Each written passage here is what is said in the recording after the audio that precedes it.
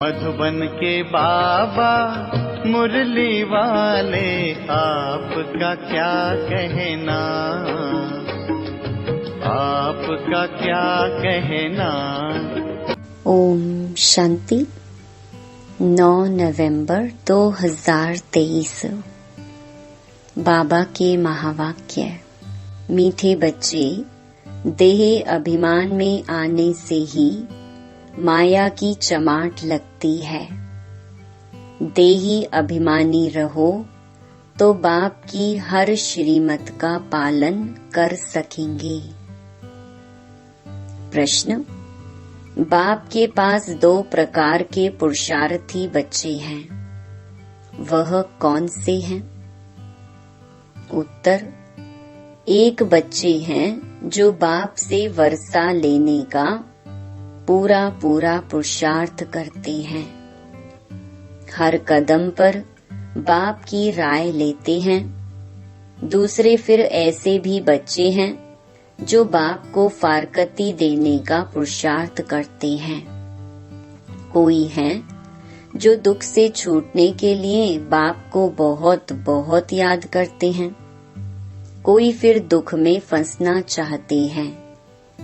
यह भी वंडर है ना। गीत। महफिल में जल उठी शमा। ओम शांति। बच्चों ने गीत तो बहुत बार सुना है। नए बच्चे फिर नए सिर सुनते होंगे। जबकि बाप आते हैं तो आकर अपना परिचय देते हैं। बच्चों को परिचय मिला हुआ है। जानते हैं अभी हम बेहद के मात पिता की संतान बने हैं। जरूर मनुष्य सृष्टि का रचयिता मात पिता होगा, परंतु माया ने मनुष्यों की बुद्धि बिल्कुल डेड कर दी है। इतनी साधारण बात बुद्धि में नहीं बैठती। कहते तो सभी हैं कि हमको भगवान ने पैदा किया है, तो जरूर मात पिता होंगे। भक्ति मार्ग में याद भी करते हैं। हर धर्म वाले गॉड फादर को जरूर याद करते हैं। भक्त खुद तो भगवान हो नहीं सकते।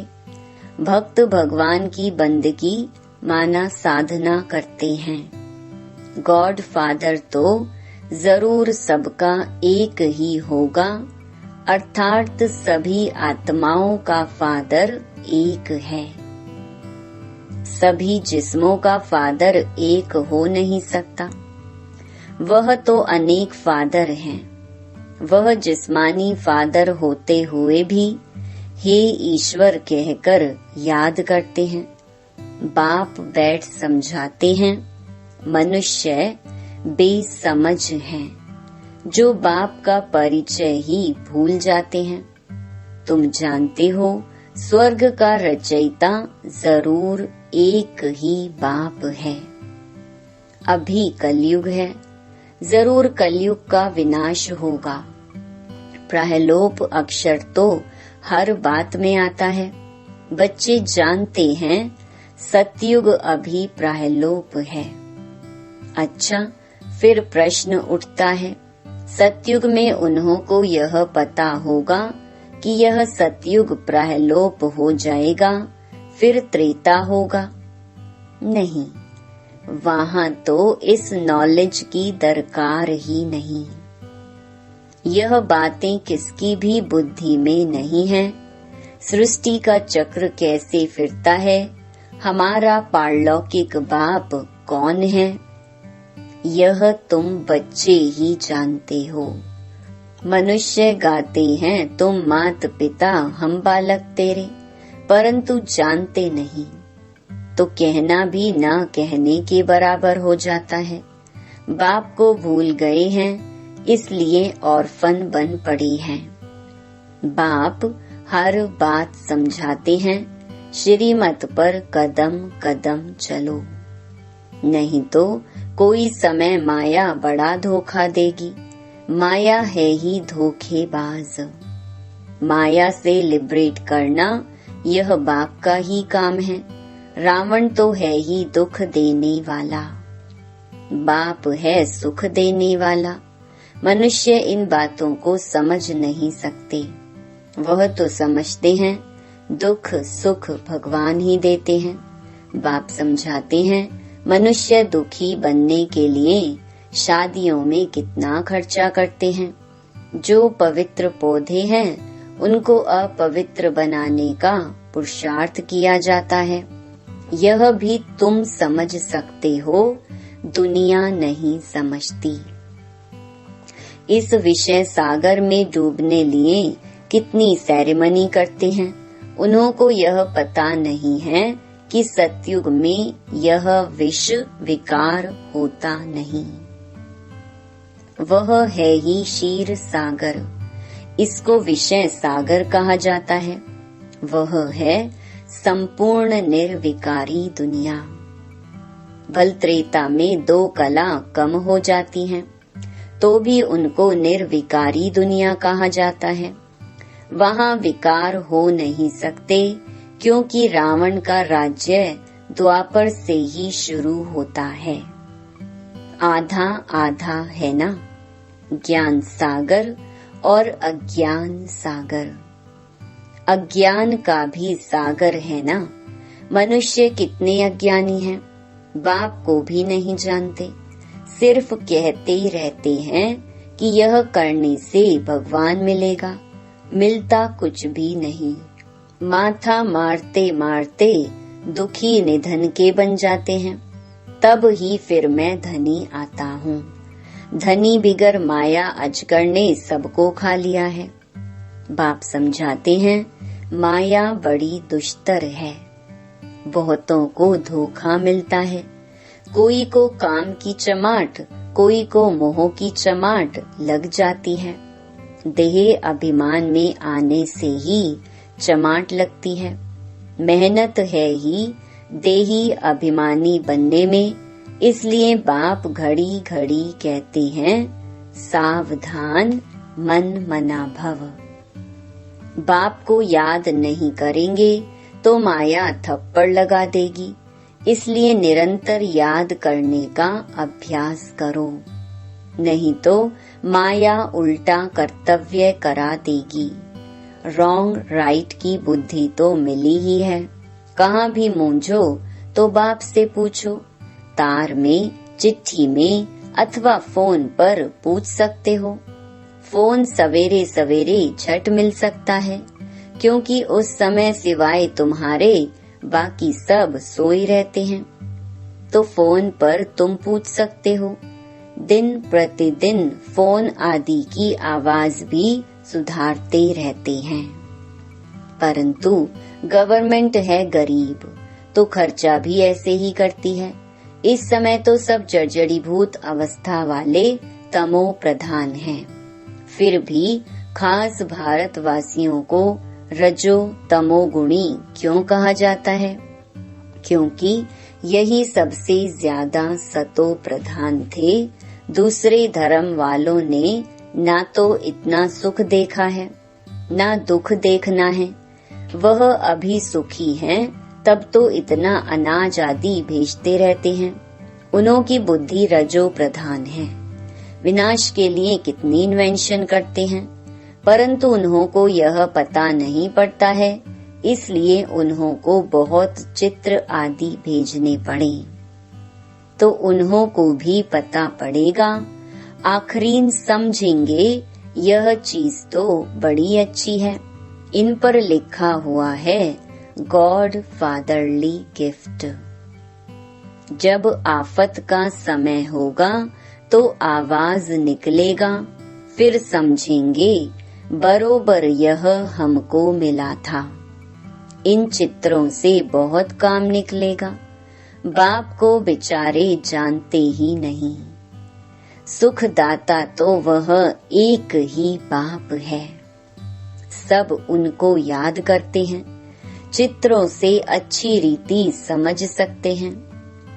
अभी देखो 3 पैर पृथ्वी के नहीं मिलते हैं और फिर तुम सारे विश्व के मालिक बन जाते हो। यह चित्र विलायत में भी बहुत सर्विस करेंगे। बच्चों को इन चित्रों का इतना कदर नहीं है। खर्चा तो होना ही है। राजधानी स्थापन करने में उस गवर्नमेंट का करोड़ों रुपया खर्च हुआ होगा और लाखों मरे। यहाँ तो मरने की बात ही नहीं, श्रीमत पर पूरा पुरुषार्थ करना है, तब ही श्रेष्ठ पद पा सकेंगे। नहीं तो पीछे सजा खाने समय बहुत पछताएंगे। यह बाप भी है तो धर्मराज भी है। पतित दुनिया में आकर बच्चों को 21 जन्मों के लिए स्वराज्य देता हूँ।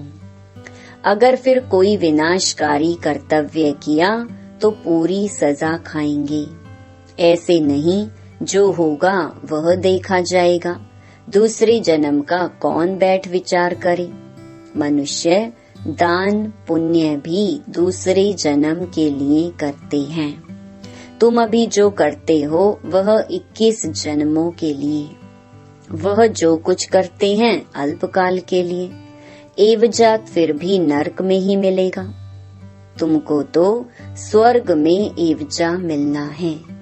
रात दिन का फर्क है। तुम स्वर्ग में 21 जन्मों के लिए प्रारब्ध पाते हो। हर बात में श्रीमत पर चलने से बेड़ा पार है।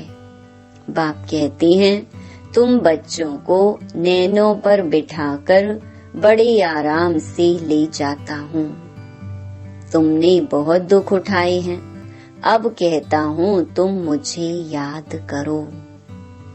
तुम नंगे आए थे, यह पार्ट बजाया, अब फिर वापस जाना है। यह तुम्हारा अविनाशी पार्ट है। इन बातों को कोई भी साइंस घमंडी समझ नहीं सकते।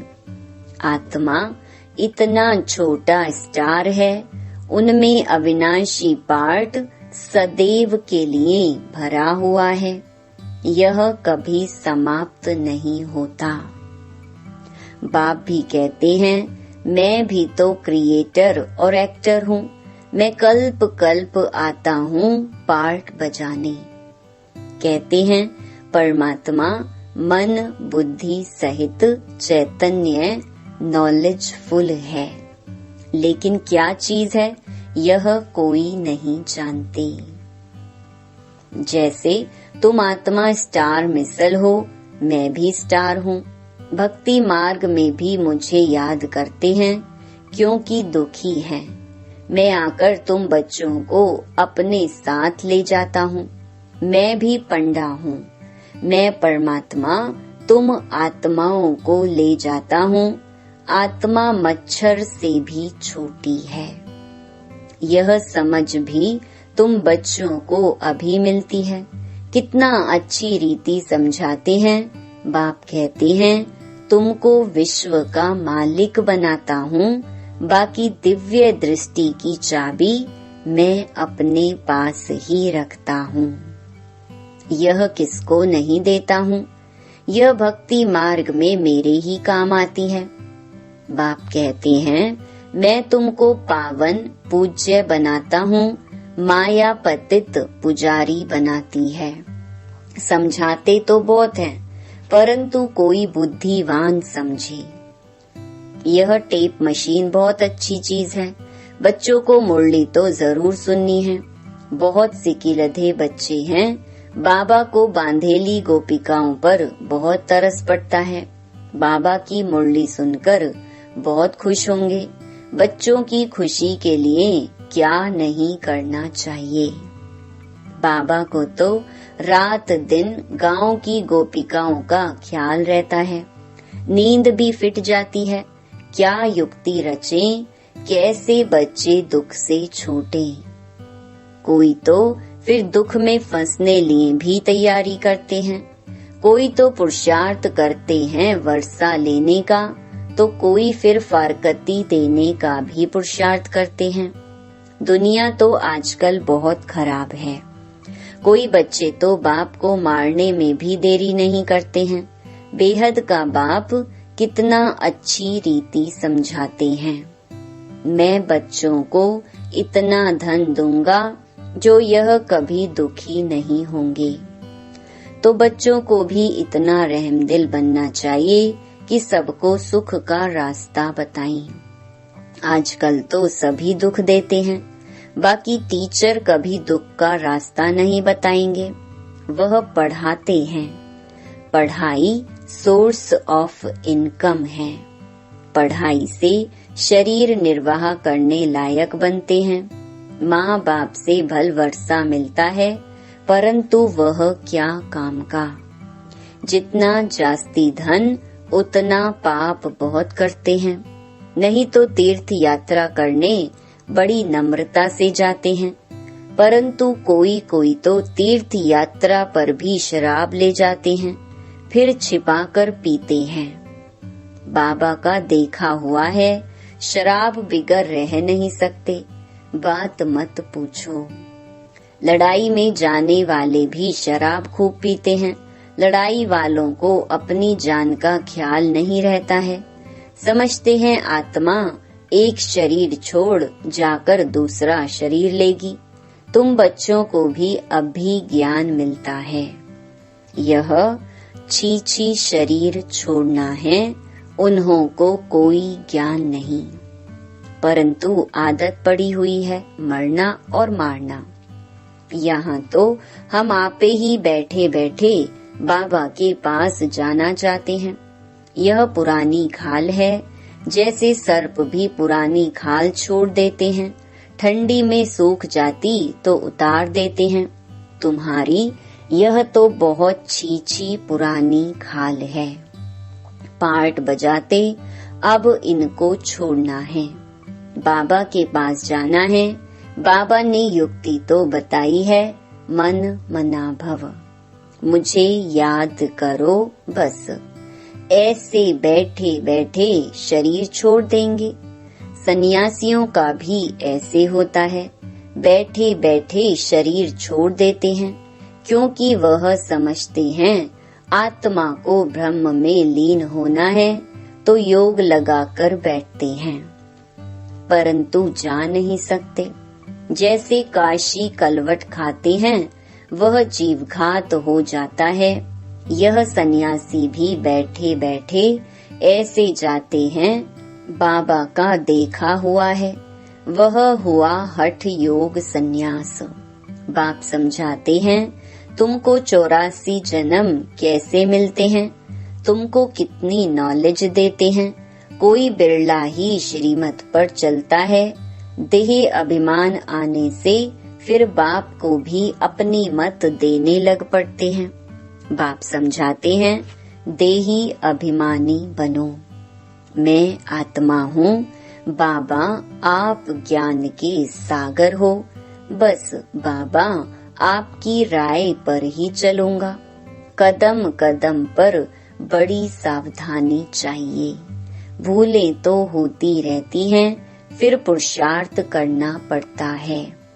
कहाँ भी जाओ बाप को याद करते रहो।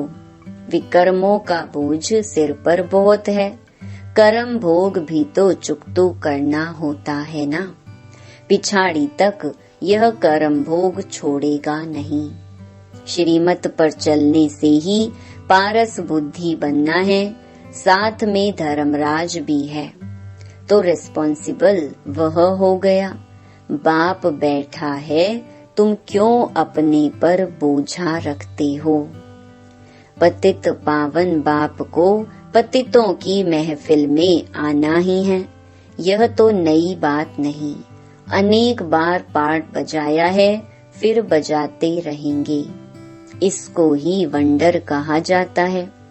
अच्छा, पारलौकिक बाप दादा का मीठे मीठे सिकिलधे बच्चों प्रति याद प्यार और गुड मॉर्निंग। रूहानी बाप की रूहानी बच्चों को नमस्ते। धारणा के लिए मुख्य सार। पहला, बाप समान सबको दुखों से लिबरेट करने का रहम करना है। सुख का रास्ता बताना है। दूसरा, कोई भी विनाशकारी उल्टा कर्तव्य नहीं करना है। श्रीमत पर 21 जन्मों के लिए अपनी प्रारब्ध बनानी है। कदम कदम पर सावधानी से चलना है। वरदान, वायदों की स्मृति द्वारा फायदा उठाने वाले सदा बाप की ब्लेसिंग के पात्र भव। जो भी वायदे मन से, बोल से अथवा लिखकर करते हो, उन्हें स्मृति में रखो तो वायदे का पूरा फायदा उठा सकते हो। चेक करो कि कितने बार वायदा किया है और कितना निभाया है। वायदा और फायदा इन दोनों का बैलेंस रखो तो वरदाता बाप द्वारा ब्लेसिंग मिलती रहेगी। जैसे संकल्प श्रेष्ठ करते हो, ऐसे कर्म भी श्रेष्ठ हो तो सफलता मूर्त बन जाएंगे।